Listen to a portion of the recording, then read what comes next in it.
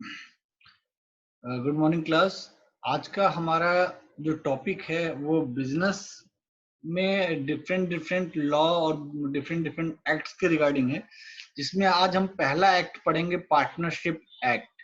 Partnership act means हम जब कोई बिजनेस स्टार्ट करते हैं और उस बिजनेस में number of member more than one होते हैं, मतलब दो या दो से ज्यादा लोग अगर उस बिजनेस में पार्टनरशिप कर रहे हैं, उस बिजनेस में इन्वॉल्व हो रहे हैं, तो उस पार्टनरशिप के लिए गवर्नमेंट ने बहुत सारे रूल्स एंड रेगुलेशन बनाए हुए हैं।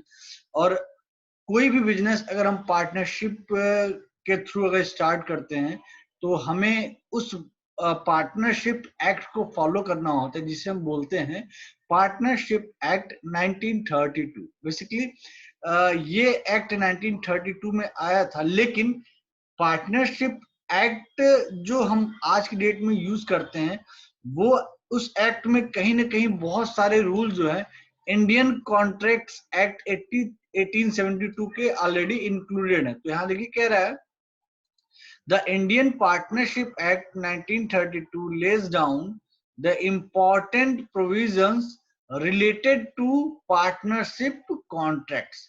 बहुत सारे इंपॉर्टेंट रूल्स एंड रेगुलेशंस हैं जिसको इंडियन पार्टनरशिप एक्ट 1932 में ले डाउन किया गया, इंक्लूड किया गया है।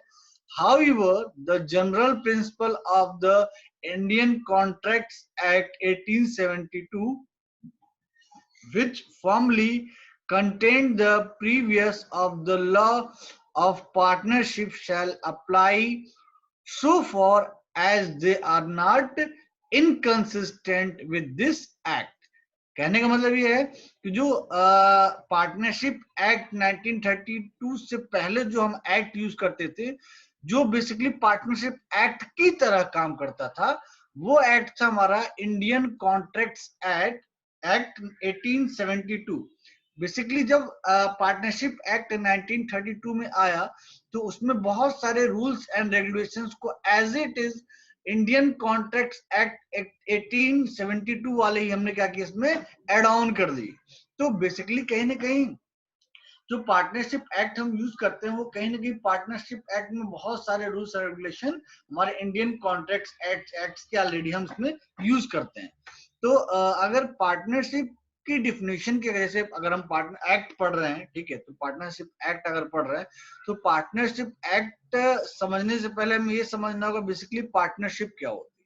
ठीक है, तो पार्टनरशिप को अगर समझे तो basically partnership is the relation between persons who have agreed to share the profits of a business carried on by all or any of them acting for all। कहने का मतलब पार्टनरशिप एक ऐसा रिलेशन है जिसमें हम ये सहमति रखते हैं कि हाँ, हम फ्यूचर में जो भी नेट प्रॉफिट अर्न करेंगे उसमें से 30% आपको देंगे, 20% आपको देंगे, 10% आपको देंगे और 40% मैं खुद रखूंगा। तो ये जो हम एक तरह से एक एग्रीमेंट कर रहे हैं, हम एग्री कर रहे हैं कि हाँ, इन फ्यूचर जो भी प्रॉफिट होगा हम आप सब लोगों में शेयर करेंगे। लेकिन भैया ऐसे थोड़ी है कि हम प्रॉफिट सब में शेयर कर देंगे। तो प्रॉफिट कब शेयर करेंगे? जब वो हमारे बिजनेस के शेयर होल्डर बनेंगे। ठीक है, तो बिजनेस के शेयर होल्डर कैसे बनेंगे? जब वो हमारे बिजनेस में इन्वेस्ट करेंगे, और जब बिजनेस में इन्वेस्ट करेंगे तो हमारे बिजनेस की ओवरऑल कैपिटल का जितना परसेंट वो इन्वेस्ट करेंगे वो उतने के ही शेयर होल्डर होंगे, और फ्यूचर में जो प्रॉफिट अर्न होगा उनको उसी इन्वेस्टमेंट के रेशियो में उनका प्रॉफिट उनको शेयर कर दिया जाएगा। तो बेसिकली पार्टनरशिप में देखिए कह रहा है, we analysed the definition tell us that in order that person may become partner it is essential. तो अगर हमने जैसे कहा कि फ्यूचर में हम अपना जो भी प्रॉफिट होगा प्रॉफिट आपसे शेयर करेंगे, तो इसका मतलब आप मेरे पार्टनर हो गए। तो पार्टनर बनने के लिए किन चीजों का एग्जीक्यूट होना बहुत जरूरी है, किन चीजों का करना बहुत जरूरी है? तो यहाँ 4 पॉइंट्स दिए हुए हैं। किसी भी पर्सन को पार्टनर बनने के लिए इन 4 पॉइंट्स को फॉलो करना बहुत जरूरी होता है। पहला पॉइंट क्या है? There must be at least 2 persons. यानी पार्टनरशिप के लिए, पार्टनर बनाने के लिए कम से कम 2 लोग होना चाहिए, एक आप और आपके अलावा कोई अनदर पर्सन। तो there must be at least 2 persons. There must be relationship arising out of an agreement between 2 or more persons to do a business. अब यहाँ 2 या 2 से ज्यादा लोग जो पार्टनरशिप कर रहे हैं, उन लोगों के बीच में there must be a relationship arise out of an agreement. जो एग्रीमेंट हम कर रहे हैं, उस एग्रीमेंट की वजह से उन दोनों लोगों के बीच में एक रिलेशन बनना चाहिए। वो रिलेशन कैसा होगा? शेयरिंग का रिलेशन होगा। कितना परसेंट हम प्रॉफिट का शेयर करेंगे, क्योंकि देखिए, जब तक इस दुनिया में हर रिलेशन का मतलब ही है, रिश्तों का मतलब ही है कि हम एक दूसरे से किसी न किसी फायदे के लिए जुड़े हुए हैं। अगर भाई बहन का रिश्ता देख लें, दोस्तों का रिश्ता देख लें, पति पत्नी का रिश्ता देख लें, हाँ, ये सब क्या है? रिलेशनशिप है। और हर रिलेशन किसी न किसी प्रॉफिट के लिए, किसी न किसी लाभ के लिए ही बना हुआ है। ठीक है, वो जिस लाभ के लिए बना हुआ है, उस लाभ के हिसाब से उसको एक अलग नाम दे दिया जाता है। वैसे ही बिजनेस की अगर बात करें, तो बिजनेस रिलेशनशिप में जब हम एग्रीमेंट कर रहे हैं, तो उस रिलेशनशिप का मतलब है कि हमें प्रॉफिट अर्न हो। तो there must be a relationship arises out of an agreement। तो उन 2 लोगों के बीच में, जैसे मैंने पहले स्टेटमेंट दिया कि कम से कम 2 लोग होने चाहिए बिजनेस में। ठीक है, जब 2 लोग हो गए, चलिए हाँ, हम है और आप है, 2 लोग बिजनेस स्टार्ट करेंगे, तो उन 2 लोगों के होने का एक प्रूफ होना चाहिए, रिलेशनशिप एस्टेब्लिश होना चाहिए। उसके लिए हम क्या करते हैं? एग्रीमेंट करते हैं, एक पेपर पे कॉन्ट्रैक्ट साइन करते हैं कि हाँ, ये मिस्टर एक्स, मिस्टर वाई, ये दोनों लोग हमारे बिजनेस के पार्टनर्स है, और इन फ्यूचर, अच्छा पार्टनर है, ये हमने एग्रीमेंट में कर दिया। अब एग्रीमेंट में और भी चीजें मेंशन करेंगे। क्या थर्ड पॉइंट कह रहा है? The agreement must be to share the profit of a business. Second step में कह रहा है कि रिलेशनशिप बनना चाहिए, जो कम से कम 2 लोग जो आपके बिजनेस में आ रहे हैं, 2 या 2 से ज्यादा लोग जो आपके बिजनेस में एनरोल्ड हो रहे हैं, उन लोगों के बीच में एक रिलेशनशिप बनना चाहिए। वो रिलेशनशिप कैसे बनेगा? जब वो एग्रीमेंट साइन करेंगे, वो एग्रीमेंट साइन कर देंगे, हाँ हम इनके बिजनेस में एनरोल्ड हो रहे हैं, मतलब हमारे बीच में रिलेशन स्टेबलाइज हो गया। लेकिन उस एग्रीमेंट में और भी क्या चीजें ऐड करनी होंगी? फ्यूचर में कितना प्रॉफिट हम शेयर करेंगे। देखिए कह रहा है, the agreement must be to share the profits of a business. Business में कितना प्रॉफिट हम शेयर करेंगे इनको फ्यूचर में, वो चीज एग्रीमेंट में मेंशन होनी चाहिए। जैसे मैंने आपके, सपोज करिए आपके बिजनेस स्टार्ट कर रहे हैं, मैंने आपके बिजनेस का टोटल इन्वेस्टमेंट 1 करोड़ रुपया था। ठीक है, मैंने 40 लाख रुपए मैंने लगाए, तो आपके बिजनेस का 40% शेयर मेरे पास है। इसका मतलब इन फ्यूचर अगर आप 50 लाख का प्रॉफिट अर्न करते हैं, तो उसमें से 20 लाख रुपए, 50 लाख का प्रॉफिट अगर अर्न करते हैं, ठीक है, सारे एक्सपेंसेस निकालने के बाद, तो सारे एक्सपेंसेस निकालने के बाद उस 50 लाख के प्रॉफिट में जो बचेगा उसका 20% मेरा होगा। जैसे सपोज करिए आपने 1 लाख नेट इनफ्लो आया आपका, उस 1 लाख में आप मान लीजिए 50 लाख रुपए आपके एक्सपेंसेस थे, एक्सपेंसेस निकाल दीजिए, तो नेट 50 लाख प्रॉफिट बचा। उस 50 लाख में 20 लाख मेरा है। क्यों? क्योंकि मैंने 40% शेयर होल्डर का मैं ओनर हूं आपके बिजनेस का। तो एग्रीमेंट में ये चीज मेंशन होनी चाहिए कि हर साल जितना भी हमारा प्रॉफिट अर्न होगा, उसका प्रॉफिट का 40%, जो 40% ओवरऑल अमाउंट होगा, वो मुझे शेयर किया जाएगा। तो ये सारी चीजें एग्रीमेंट में मेंशन होनी चाहिए। तो एग्रीमेंट का मतलब क्या है? कि हम एक रिलेशनशिप स्टेबलाइज कर रहे हैं 2 या 2 से ज्यादा लोगों के बीच में, जो हमारे बिजनेस के पार्टनर बन रहे हैं। और उस एग्रीमेंट में हमें क्या करना होता है? नेक्स्ट स्टेप में हमें अपना प्रॉफिट मेंशन करना होता है कि फ्यूचर में ये हमें कितना प्रॉफिट देंगे। अदरवाइज कल कोई आदमी ये भी बोल सकता है, अरे हम तो कुछ प्रॉफिट अर्न ही नहीं किया, हम आपको 1 भी रुपया नहीं देंगे। ठीक है, तो ये सारी प्रॉब्लम, ये सारी सिचुएशन अकर्ड ना हो, इसके लिए हम क्या करते हैं? उसमें मेंशन कर देते हैं, अगर लॉस प्रॉफिट आएगा तो 40% देंगे, अगर प्रॉफिट नहीं आएगा तो आपको कुछ भी नहीं मिलेगा, आपको एक बियर करना पड़ेगा। तो जब ये सारी चीजें मेंशन रहती हैं, तो कोई भी क्लैशिंग नहीं होती उन पार्टनर्स के बीच में, कोई केओस नहीं होता है, बिजनेस निगेटिव सिचुएशंस में भी बड़ी स्मूथली रन करता रहता है। नेक्स्ट पॉइंट कह रहा है, the business must be carried on by all or any of them acting for all. कहने का मतलब, मान लीजिए मैंने बिजनेस स्टार्ट किया, अब मेरे बिजनेस में मुझे लेके 10 पार्टनर है। ठीक है, कह रहा है the business must be carried on by all, जो 10 पार्टनर हैं वो, अगर मैं चाहूं तो अगर वो 10 पार्टनर उस बिजनेस में इन्वॉल्व होना चाहते हैं तो 10 इन्वॉल्व हो सकते हैं। मतलब वो 10 हर बिजनेस की डेली एक्टिविटीज में, डेली डिसीजंस में अपने आप को इन्वॉल्व कर सकते हैं, इंटरफेयर कर सकते हैं।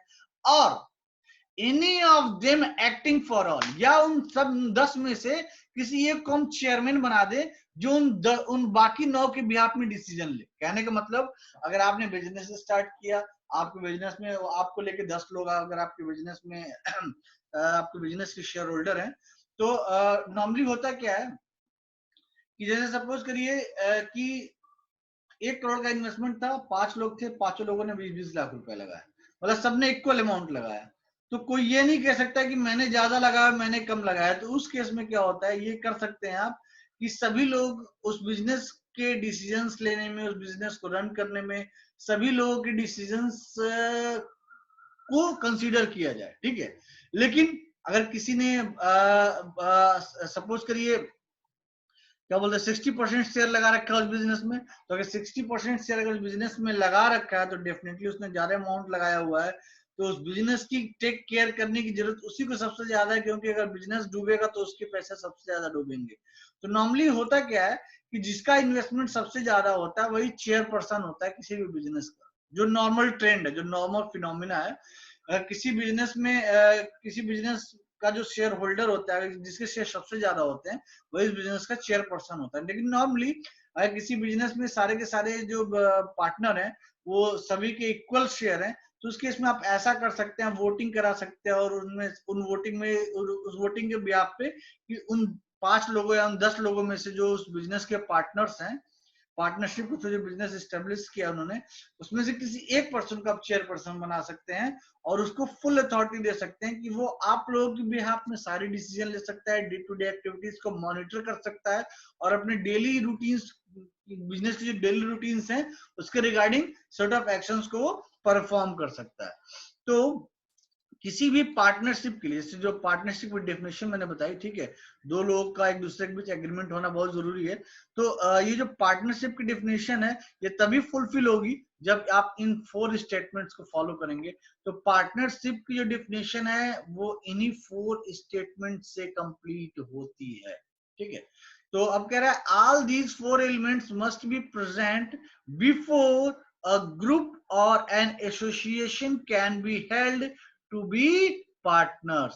जो मैंने कहा, इन चारों स्टेटमेंट्स के बगैर पार्टनरशिप की डिफिनेशन अधूरी है, पार्टनरशिप एस्टेब्लिश हो ही नहीं सकता है।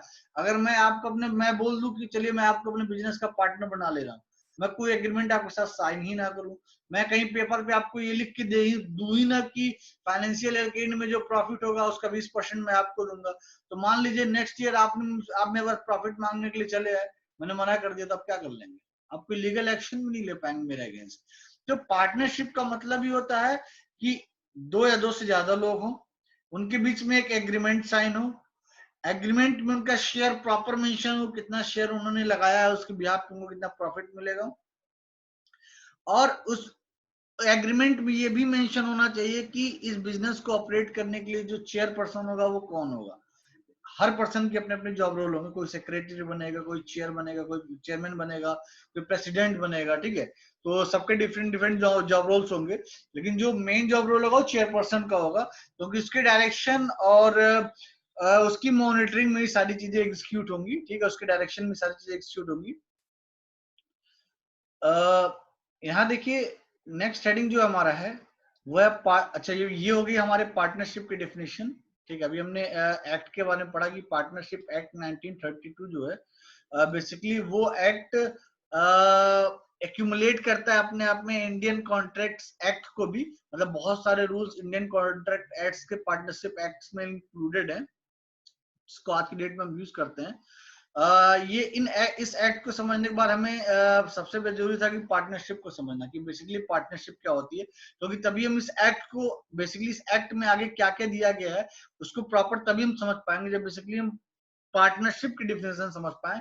इसीलिए मैंने पार्टनरशिप की डिफिनेशन क्लियर किया, जिसमें पार्टनरशिप को अचीव करने के लिए हमें इन 4 पॉइंट्स को फॉलो करना होता है। अगर किसी भी बिजनेस में किसी पार्टनरशिप के द्वारा इन 4 स्टेटमेंट्स को अगर एग्जीक्यूट किया गया तो डेफिनेटली वो पर्सन उस बिजनेस का पार्टनर है। अगर कोई एक स्टेटमेंट भी एग्जीक्यूट नहीं हुआ है तो वो पर्सन उस बिजनेस का पार्टनर नहीं हो सकता है। अब नेक्स्ट हेडिंग जो हमारा वो है partners, firm and firm name. देखिए नॉर्मली हम किसी बिजनेस को बोल देते हैं अरे ये हमारा फर्म है। फर्म क्या है? फर्म बेसिकली आप कह सकते हैं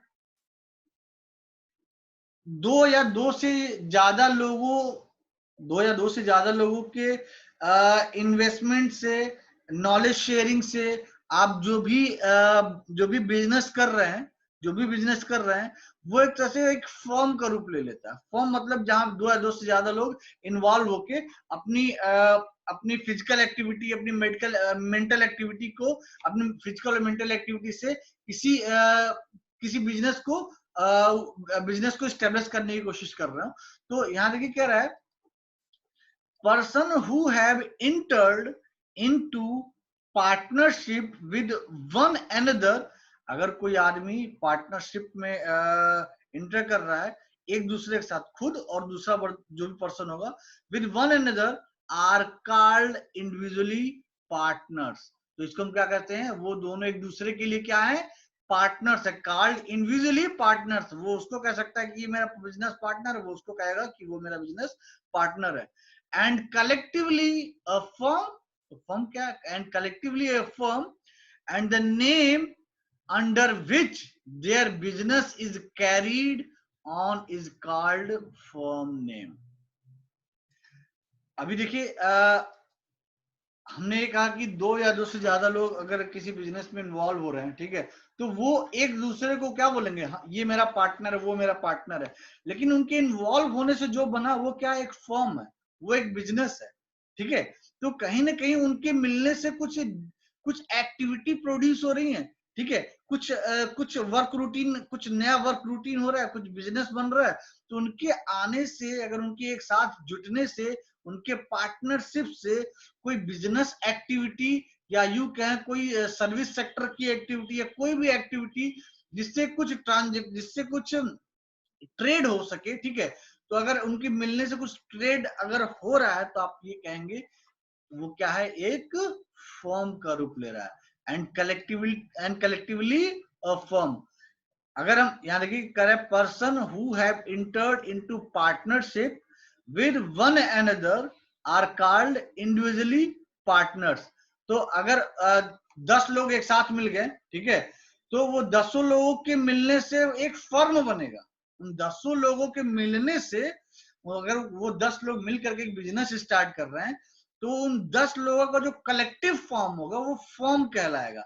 लेकिन पार्टनर्स क्या है, वो हर एक पर्सन इंडिविजुअली एक दूसरे को क्या बोलेंगे, ये मेरा बिजनेस पार्टनर, ये मेरा बिजनेस पार्टनर, ये मेरा बिजनेस पार्टनर है।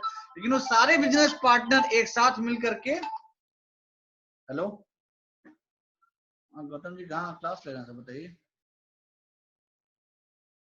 हाँ बताइए बताइए बताइए।